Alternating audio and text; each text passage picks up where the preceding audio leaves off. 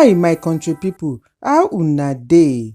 Na newspaper review tori I bring una from Naija and all over the world. My name na Omogbemisola. Government and private primary and secondary school for Lagos don resume school for 2023-2024 third term academic session today, April 22, 2024. Na March 28, 2024 school vacate for 2023/2024 second term academic session.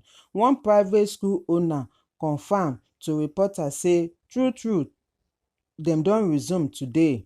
Dr. Deji Akinyola for Top Deal Schools Ikorodu explain say im students don resume today. E say plenty of dem come school and dem dey happy to come back to school after holiday.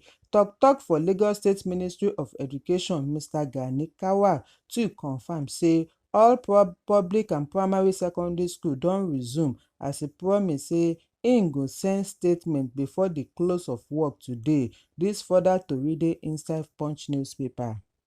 The Yoruba self-determination movement wey Professor Banji Akintoye and Chief Sunday Adeyemo, wey everybody know as Igboho, don write open letter to President Bola Tinubu where dem dey ask for peaceful japa Yoruba race comot for Nigeria, breakaway of Yoruba people from Nigeria. Akintoye, Igboho and one other person wey im name be Ola Ademola sign for the open letter wey dem write for April 17, 2024. Dem call on President Tinubu make e set up negotiation team wey go negotiate how Yoruba people go take japa comot from Nigeria within the next 2 months. Dis letter show face after 1 week wey some Yoruba nation agitators wey dey fully armed invade Oyo State Government House, where dem make attempt to put their flag inside the compound of State House of Assembly. Na 29 people dem arrest from the agitators before dem come carry dem go magistrate court for Ibadan. Magistrate court say make dem still dey prison custody, but Akintoye and Igboho tok say dem no get hand inside the kasala wey happen.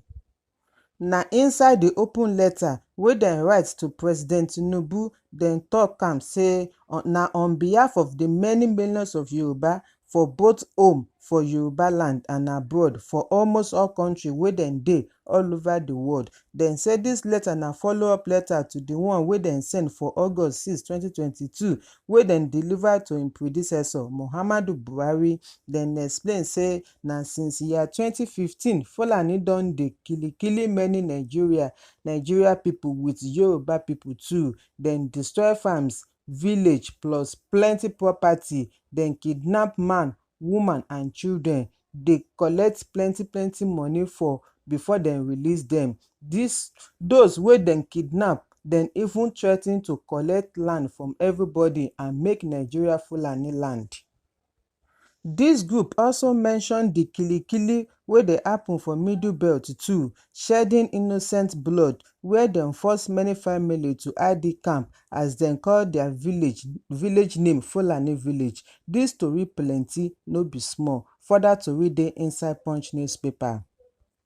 Former military head of state General Abdulsalam Abubakar retired, ex-president Goodluck Jonathan and retired Catholic Archbishop John Onaiyekan don dey meeting dey discuss about state police matter. The dialogue wey Office of the Speaker of the House of Representatives organize na the beginning of talk about Constitution of Federal Republic of Nigeria Bill 2023 about the establishment of state police, wey Speaker of the House of Representatives Benjamin Kalu and 13 others sponsor. The reason for dis bill na to improve public safety and boost law enforcement for Naija through decentralization of police. Dis full tori dey inside Daily Post newspaper.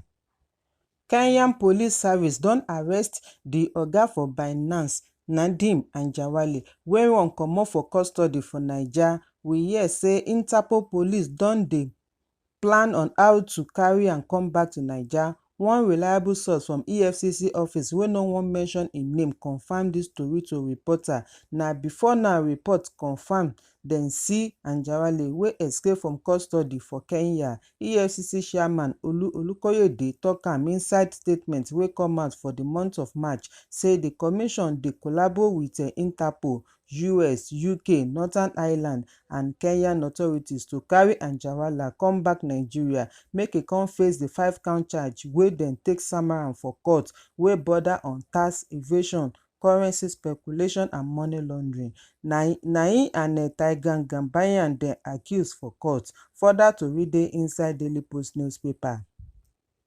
Di Kano State High Court wey rule before say make di suspension wey dem sama national chairman of All Progressives Congress (APC) Abdullahi Ganduje continue don turn di decision again say make Ganduje still remain APC chairman. Dis reversal come afta Alatu Gwanjo and Laminu Sani Baguna wey claim say dem be chairman and secretary of di APC Ganduje ward for Dawakin Tofa local government area obtain order wey dem take suspend Ganduje as party chairman. But na Justice Usman Nahaba today wey be Monday, April 22 tok say im don consider di motion. Dis full tori dey inside di Nation newspaper.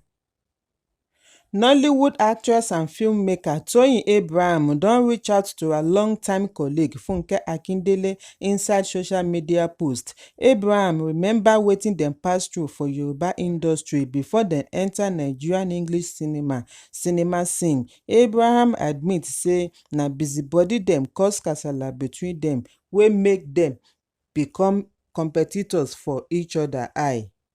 She con say as time dey go on, with age and wisdom, Abraham say competition fit dey but make e no affect their relationship. Dis full tori dey inside Vanguard newspaper.